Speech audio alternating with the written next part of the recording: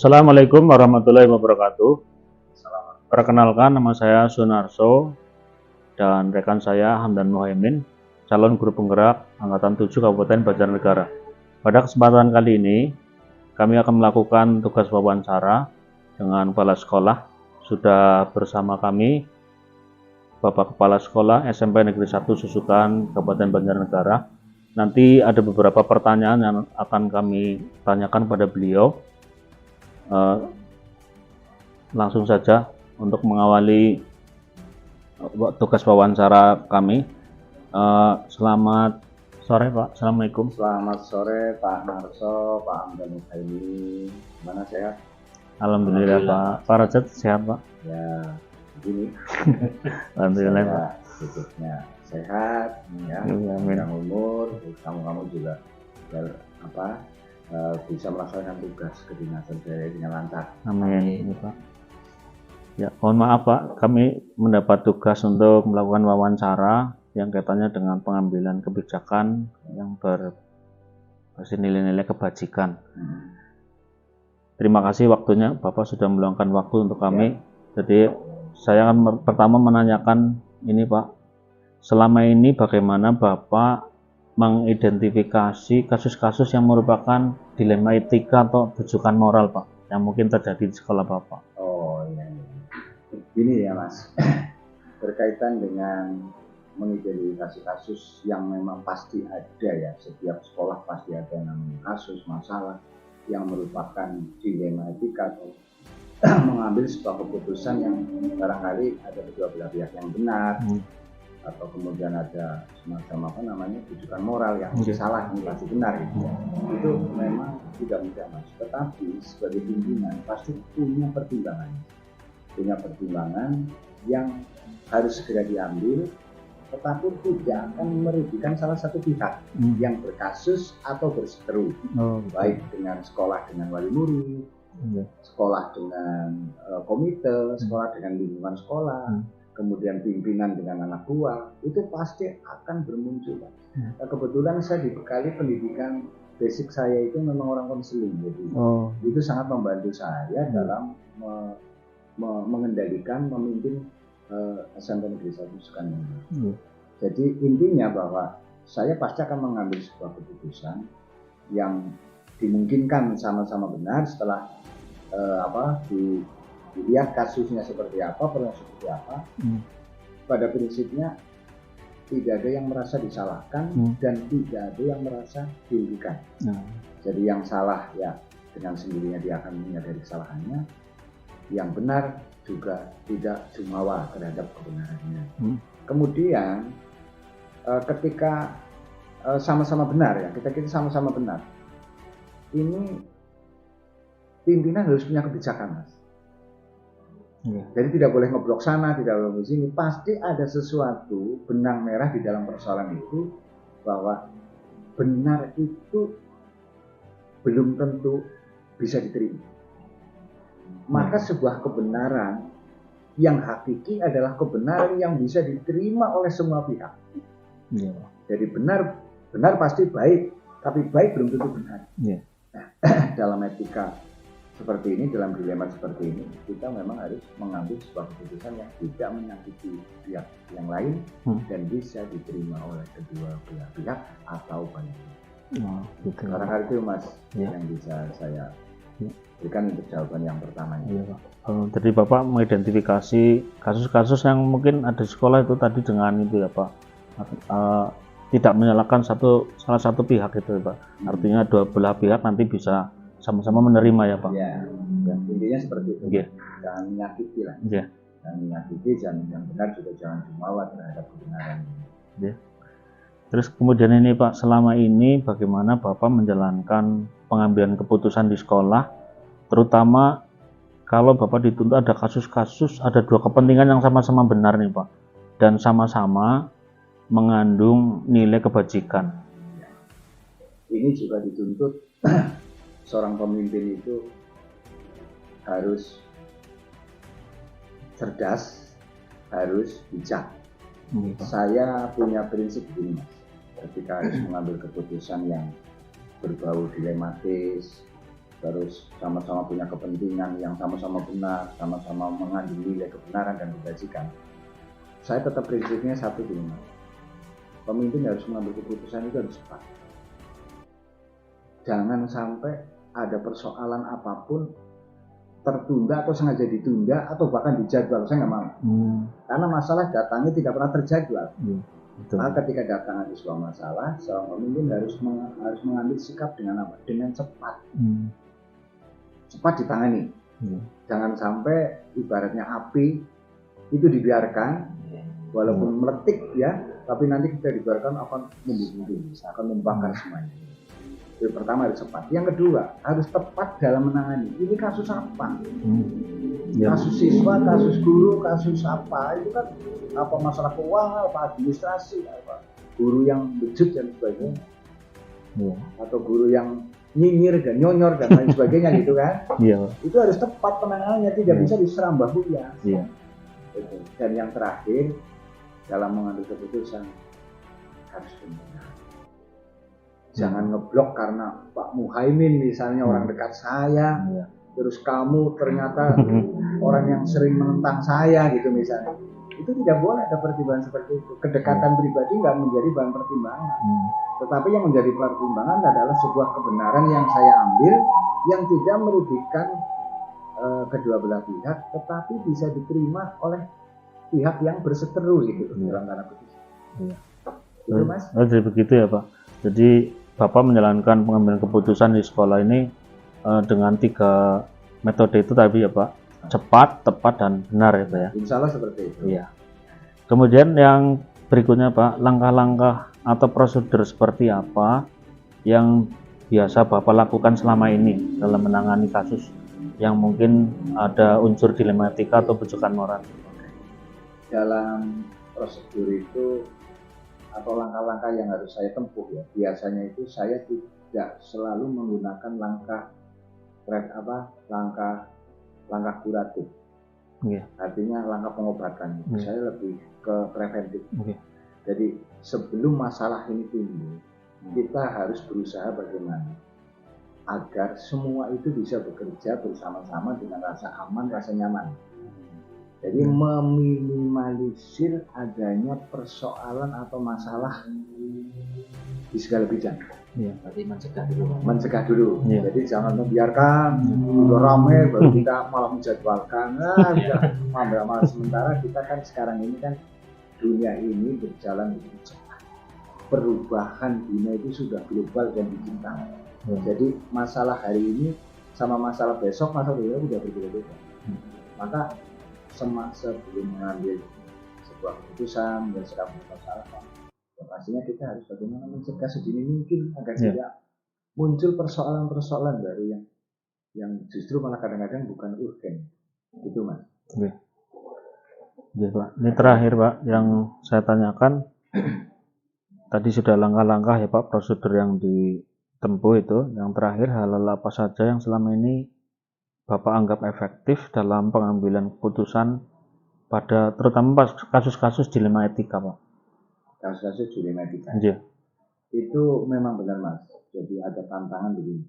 Ketika ya ini pengalaman pribadi ketika ada pihak berseteru yang mereka berawal dari merasa mereka itu yang benar gitu. Ketika belum sampai kenapa jadi kasus kan karena mereka merasa yang benar gitu.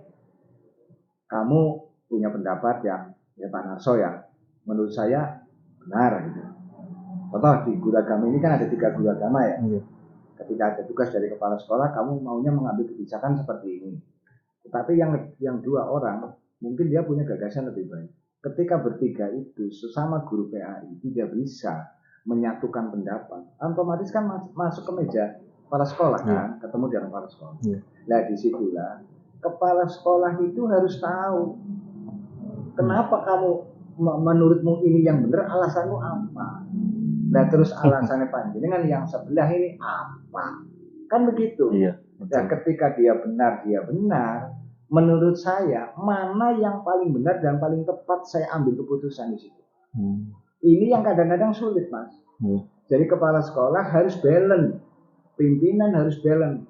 tidak boleh menerima informasi sepihak.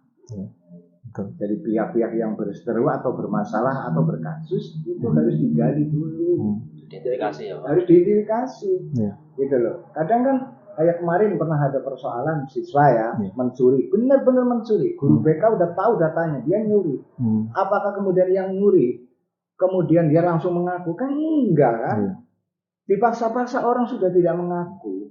Kok dipaksa-paksa? Padahal sudah ada bukti, sudah ada saksi yang melihat bahkan. Jadi tetap selalu menutupi. Maka saya sampaikan, ini satu-satunya orang yang bisa mengorek mulutnya anak ini yang mencuri barang adalah orang tuanya. Panggil orang tuanya. Biar ini clear, tidak ada dusta di antara kita. Hitam kita katakan hitam, gelap katakan gelap. Kan seperti itu kemarin kan. Dan undur-unduran ibu bubar berjabat tangan. Itu yang tadi, yang terakhir saya sampaikan itu tadi harus bijaksana. Itu yang jadi keluar dari ruang BK, keluar dari ruang saya, misalnya udah selesai, udah bisa saling menerima, udah berangkulan, udah saling senyum gitu, saling maafkan, tidak akan mulai lagi. Seperti itu, Mas. Berarti ini pertanyaan dari saya cukupkan, Pak. Selanjutnya akan dilanjutkan rekan saya, Pak Hamdan Muhaimin. Oh, masih ada ya? Masih ada, Pak. Baik, Pak Rojat, untuk pertanyaan selanjutnya adalah hal-hal apa saja yang selama ini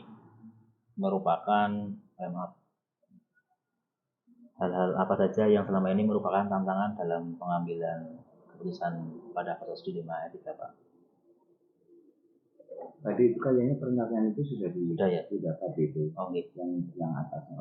Apakah Bapak memiliki sebuah tata kelola atau jadwal ketika menghadapi sebuah kasus dilema etika? Kadang kan mungkin menyaksikan di tempat langsung atau mungkin dijadwalkan dulu. Kira-kira seperti apa Pak dalam menjalankannya?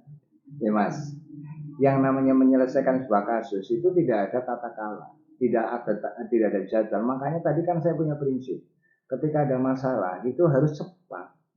Jangan menunggu masalah itu melebar kemana-mana. Jadi ketika ada persoalan, bahkan sebelum ada persoalan ada tindakan namanya preventif gitu kan. Sosialisasi tentang apa, kita kan yang kita jadwal itu kan misalnya ada namanya apa, rapat dengan Dewan Guru. Itu pun juga kadang sewaktu-waktu bisa rapat karena memang ada kepentingan dinas yang harus kita disampaikan. Nah, jadi saya tidak pernah mempunyai jadwal tertentu dalam sebuah penyelesaian kasus. Jadi mipil gitu loh. Ketika muncul ada masalah, tidak usah tunggu hari esok. Pokoknya harus secepatnya.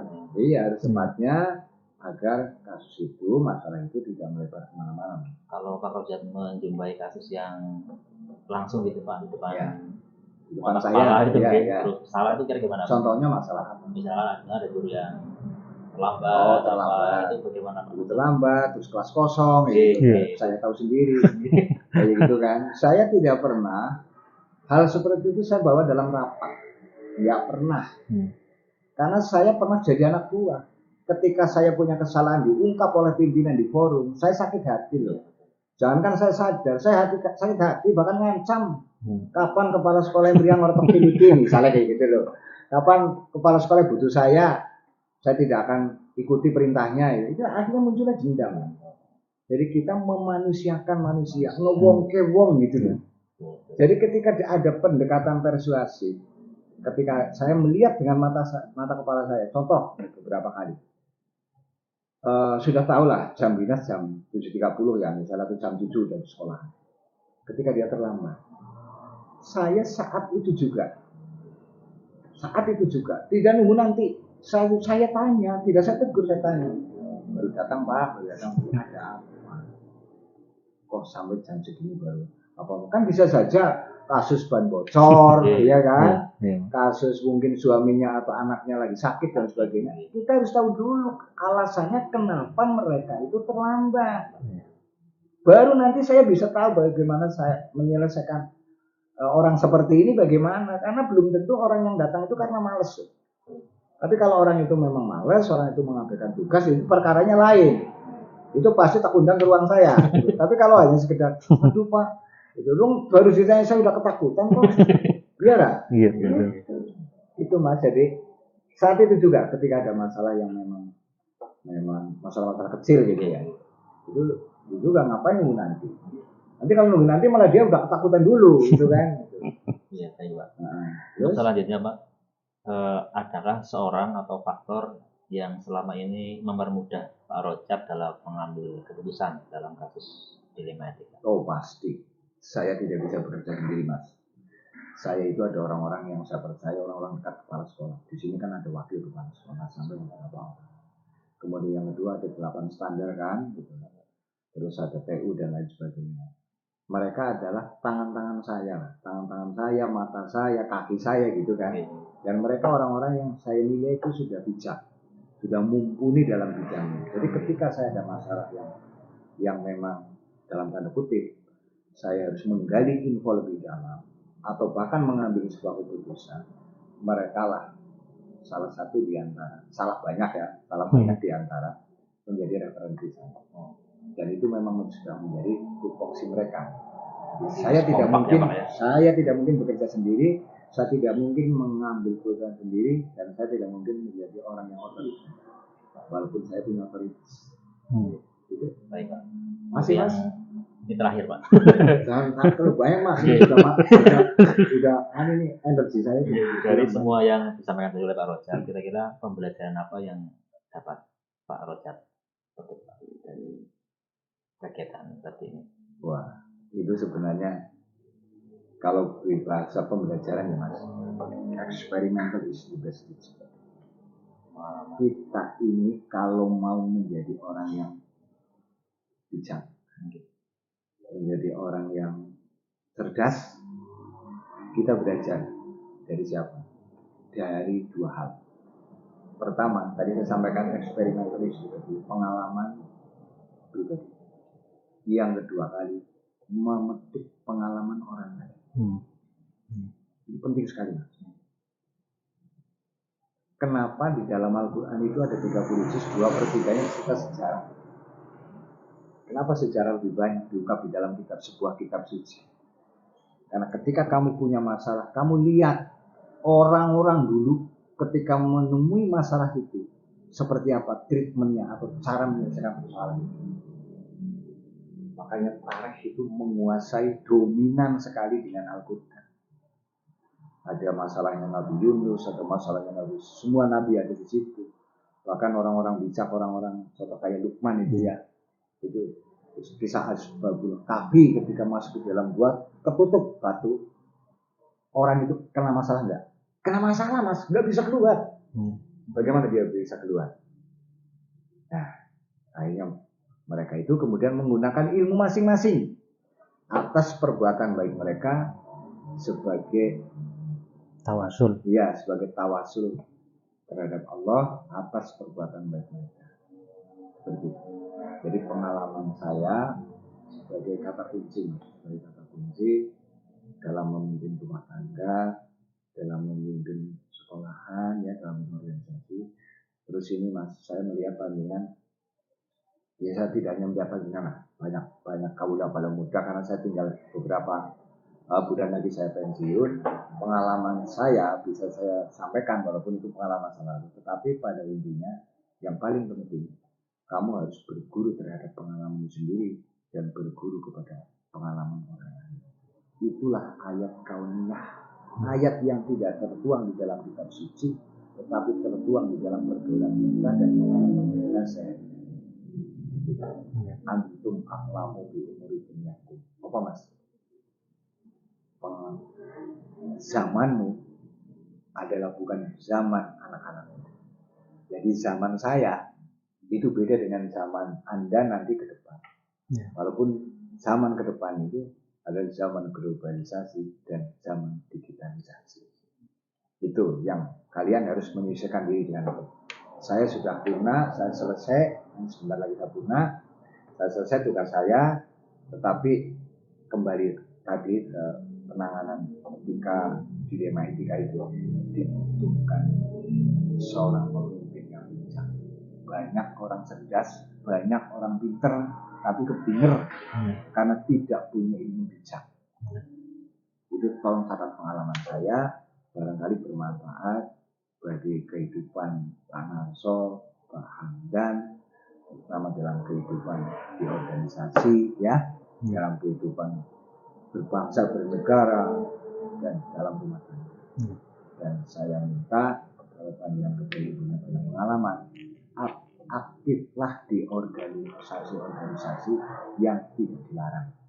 Contoh, ada organisasi keagamaan, organisasi di desa itu ada apa namanya, Baperdes apa BPD, ada KMD dulu, sekarang LP2M apa ya, LP3M apa, dan seterusnya. Organisasi pemudaan, bahkan jangan malu menjadi ketua RT.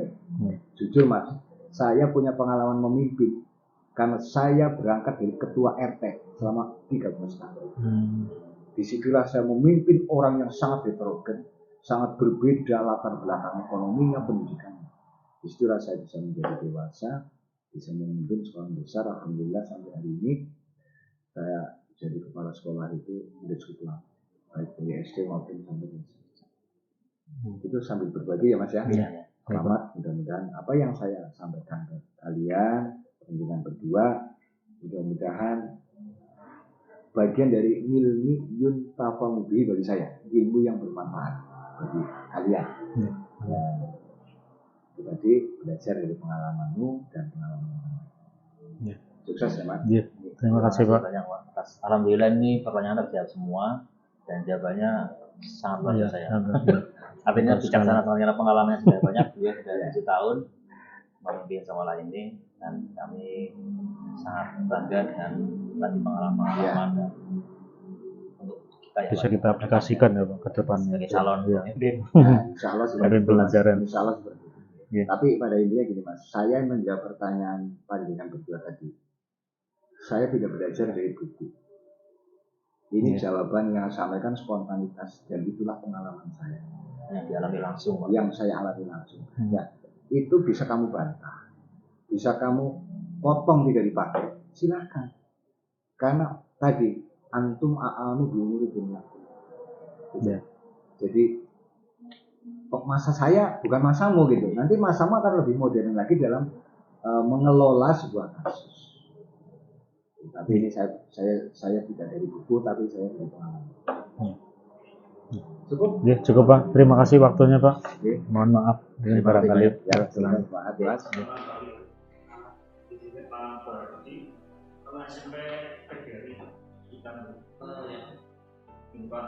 Mohon maaf, saya bermaksud silaturahmi kedua sudah saya tugas di grup gerak untuk mewawancarai juga sistem etika di pengambilan keputusan seorang pemimpin Pak.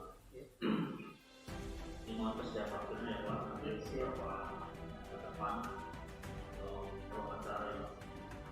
Berarti hari ini siapa? Alhamdulillah sehat. Anak-anak gimana Pak? Alhamdulillah anak semangat dari mulai puasa sampai hari ini, semangat untuk mendapatkan pelajaran. Boleh sedikit tahu Pak SMP dan ini kita berapa? SMP didirikan berdiri tahun 1983. Lama perkembangannya naik turun. Saat ini naik turun, insya Allah kalau depan. Mudah-mudahan ya Pak bisa terus meningkat situasinya ya Pak ya. Terus sejauh ini Pak sekolah Bapak ini karena dalam proses perkembangan itu mungkin kan ada beberapa hal nanti mungkin akan saya tanyakan pengambilan kebijakan sebagai kepala sekolah ya. Ya, siap. Yang pertama saya tanyakan Pak, selama ini Bapak ini bagaimana mengidentifikasi kasus-kasus yang merupakan dilema etika atau kesulitan moral yang terjadi di sekolah? Ya. Kasus yang terjadi memang ada dua kasus. Yang satu dilema etika, yang kedua kasus moral. Kalau kasus moral itu lebih bukan untuk mengidentifikasi dan serta menangkap dan benar. Tapi kalau dilema etika ini yang kadang kita harus sedih, di mana kadang memang guru itu ya satu guru itu bisa guru novel dan guru ada tugas tambahan. Dimana kalau guru itu dikasih tugas tambahan biasanya ya salah satu yang ya seperti contoh lah, ada satu guru terangkat menjadi kendaraan itu apa ya, keuangan ya, masalah keuangan sangat vital sekali ya. Ketika itu dilihat secara laporan itu harus selesai, sedangkan dia ada jam di kelas. Dan ini yang kadang berpengaruh. Bagaimana untuk mengindikasi hal ini ya, itu yang kadang sulit. Itu satu kasus yang pertama. Yang kedua ketika siswa ya, siswa yang berprestasi ini kadang ya menerima ketiganya banyak sekali. Anak yang berprestasi biasanya kalau ada lomba ya ditarik sana, ditarik sini. Ini padahal meninggalkan kelas, ketinggalan pelajaran demi untuk prestasi sekolah yang terlalu tinggi. Ini yang akan membuat guru-guru tidak komplain juga. Ini bagaimana kami sebagai kebijakan ini membangun sikapnya. Begitu ya Pak. Bapak sampai sudah berhasil mengidentifikasi kasus-kasus itu dan bermoral. Terus selama ini Bapak bagaimana menjalankan pengambilan keputusan di sekolah Pak? Ini terutama kasus-kasus yang dimana ada dua kepentingan yang misalkan kan sama-sama benar, terus sama-sama mengandung kebajikan. Jadi ada dua sama-sama Bapak dihadapkan dua pilihan benar dan benar ya. Bapak gimana pengambilan keputusan? Yang saya lakukan ketika ada sebuah kasus itu, kami memang duduk bersama. Intinya adalah komunikasi dengan gurunya, ketika itu guru yang kasus, ketika siswa yang ambil dan tanpa ada komunikasi yang bagus dengan guru yang lain, ini sangat intinya ada di komunikasi. Bagaimana ketika dia punya tugas tambahan di luar, harus komunikasi dengan guru yang lain agar supaya nanti bisa dijalankan. Itu yang saya ambil dari komunikasi. Tapi komunikasi intens ya Pak, antara misalkan Bapak dan Bapak pilihan yang sama-sama benar ya Pak, kemudian mengandung nilai kebajikan, perlu sekali kita lakukan. Kemudian proses selanjutnya Pak, langkah-langkah prosedur seperti apa yang biasa Bapak lakukan selama ini selain tadi komunikasi yang intens? Itu langkah yang diambil contoh konkretnya apa? Contoh yang saya ambil jika yang pertama itu perlu menanyakan komunikasi secara pribadi personal. Kemudian setelah itu kami bawa ke ruang guru yang bersangkutan juga agar supaya guru yang lain juga mengerti dengan keadaan itu. Setelah itu ya menjadi clear kalau sudah tahu semuanya. Jadi langkah yang pertama ya kan komunikasi. Dan yang kedua kami lakukan dengan guru. Jadi Bapak sudah mengambil kebijakan yang bersangkutan, misalkan ada guru yang bermasalah nih Pak, mengambil yang bersangkutan sangat mantap gitu ya. Iya, harus tahu pokok persoalan. Terus kemudian hal-hal yang apa yang selama ini Bapak anggap efektif dalam mengambil keputusan pada kasus-kasus di dengan etika Pak? Apa tadi? Hal-hal apa yang Bapak anggap Yang paling efektif untuk menangani sebuah kasus adalah komunikasi. Kuncinya adalah komunikasi. Jika ada komunikasi yang baik dengan dewan guru, dengan tim, itu semua akan menjadi intinya komunikasi ya Pak. Kemudian Bapak memiliki sebuah tata kelola atau jadwal tertentu di dalam penyelesaian kasus pidana. Apakah ini Bapak langsung menyelesaikan di tempat atau memiliki jadwal untuk menyelesaikannya, atau bentuk prosedur apa yang kira-kira Bapak jalankan? Lihat dari kasusnya ya, kalau kasusnya dulu bisa langsung menyelesaikan karena berkaitan dengan sekolah dan guru, itu bisa langsung. Tetapi ketika yang terus itu adalah siswa, ini kan kaitan ada guru BK, ada wali sekolah, ada siswa.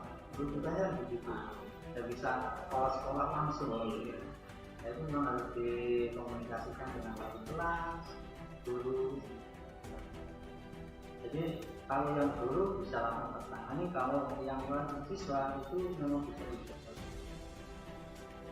Nah, terus selama ini kira-kira ada nggak seseorang yang membantu atau faktor-faktor apa yang mempermudah Bapak dalam mengambil keputusan yang tadi Bapak? Ya, dalam mengambil sebuah keputusan memang harus ada partner yang bisa untuk diajak sharing ya. Sebelum menginjak ke rapat dulu itu memang harus ada partner orang atau dua orang yang bisa mengambil yang mempertimbangkan keputusan yang akan ada ini faktor-faktor yang membantu ya ada. Bapak mendelegasikan pada masing-masing guru yang pernah dulu secara berjenjang ada secara berujungnya ada dari BK dan yang lain Karena belum laporan ke kelas ya, wali kelas ya, kemudian dilupakan ketika melupakan tadi. Terus ini Pak terakhir dari semua yang tadi Bapak sampaikan dari awal, jadi kira-kira pembelajaran apa yang Bapak petik dari pengalaman selama ini mengambil pengambilan keputusan yang ada unsur pikiran juga? Pada intinya adalah kejadian ya, untuk sebuah ini masalah yang harus segera diselesaikan. Apa waktunya menyelesaikan? Intinya adalah kejadian dalam menangani sebuah atau menanggapi sebuah masalah. Berarti Bapak belajar dari setiap kesalahan atau permasalahan yang ada itu nanti kunci utamanya adalah kejadian itu. Jadi masalah ini nanti bisa selesaikan nanti tidak menimbulkan masalah lain. Itu memang sangat dihindari ya. Oh, iya.